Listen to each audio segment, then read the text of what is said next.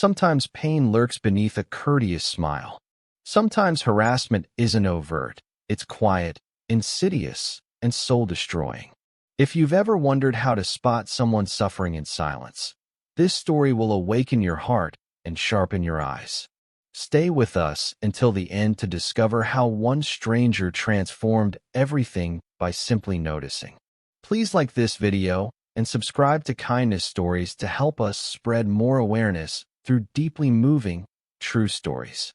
It was a gray Tuesday afternoon when James stepped into the coffee shop near his daughter's school. A single father balancing freelance graphic design gigs and parenting, he carried his laptop under one arm and his daughter's sparkly pink backpack in the other. He craved coffee and a quiet spot. Settling into a window seat, he noticed a girl, not because she was loud or striking, but because she seemed to fade into the background, unseen by those around her. She worked behind the counter, likely in her early 20s, slight in build, with eyes that carried a weariness not from physical labor, but from something deeper. Her name tag read Sarah, yet her body language screamed she wanted to disappear. That's what caught James's attention. She flinched when the manager passed by, a subtle step back, a clenched jaw. Sign 1. When a customer dropped coins that rolled beneath the counter, Sarah knelt to retrieve them, but not before glancing around nervously, as if afraid to be caught in a vulnerable moment. Sign 2. Each time the cafe's door chime rang, she stiffened, then quickly masked it. Sign 3. James tried to focus on his work, but an unease stirred within him. As his daughter, Lily, colored in her book beside him, he couldn't stop glancing at the counter. Then he saw it. The manager brushed past Sarah, his hand lingering on her lower back, far too low for comfort. She froze, her eyes flicking sideways, avoiding his gaze. Sign 4.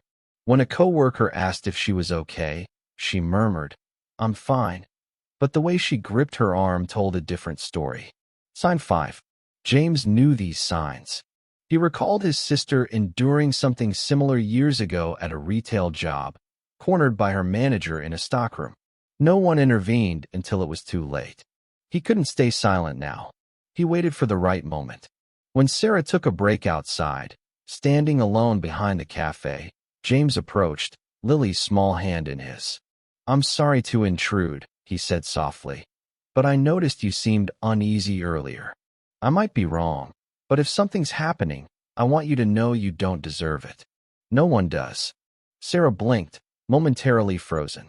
Then, like a dam breaking, tears welled in her eyes. She nodded slowly. "Thank you," she whispered, her voice shaking. "You're the first to notice." James offered his contact information. "You don't have to face this alone. I know a support group, and if you need help reporting this or talking to someone, I'm here." She didn't say much more, but in that instant, kindness became courage. When she returned inside, her shoulders remained tense, but a spark of hope flickered in her eyes. That night, James couldn't stop thinking about her. How many Sarahs were out there, silently enduring because no one saw, no one asked, or worse, asked and didn't believe. 3 weeks later, James returned to the coffee shop. The atmosphere felt lighter, warmer. He ordered his usual and sat by the window, but Sarah was gone. A new barista, polite and confident, worked the counter. When James asked about Sarah, the barista smiled knowingly and slid a folded note across. "She asked me to give this to you if you came back." James unfolded the note carefully. It read, "Dear James, the day you spoke to me, you may have saved my life. You didn't know, but that morning I was ready to give up, my job, my dreams, even my life. I felt invisible, trapped, ashamed. Your words made me feel seen. That night, I told my brother everything. The manager's gone now. The company finally acted. I'm starting a new job next week, somewhere safer, better. I've enrolled in self-defense classes and started a blog for girls like me, those too scared to speak. It's called Seen and Safe. Thank you for showing me a stranger's kindness can be a turning point. To your daughter, I hope she grows up knowing her dad is a hero in ways he may not see. With gratitude, Sarah. James sat there, note in hand, coffee untouched. Lily, now napping beside him, didn't know her father had changed a life by simply caring. He glanced around the bustling cafe, filled with chatter and warmth. Sarah was gone, but her story echoed in every corner. To those watching this video, perhaps you've noticed similar signs. Maybe you hesitated, thinking it's not your place. But it is. Silence shields the abuser, not the victim. If someone near you shows fear, unease, or sudden withdrawal around a certain person, don't ignore it. Ask gently. Be there.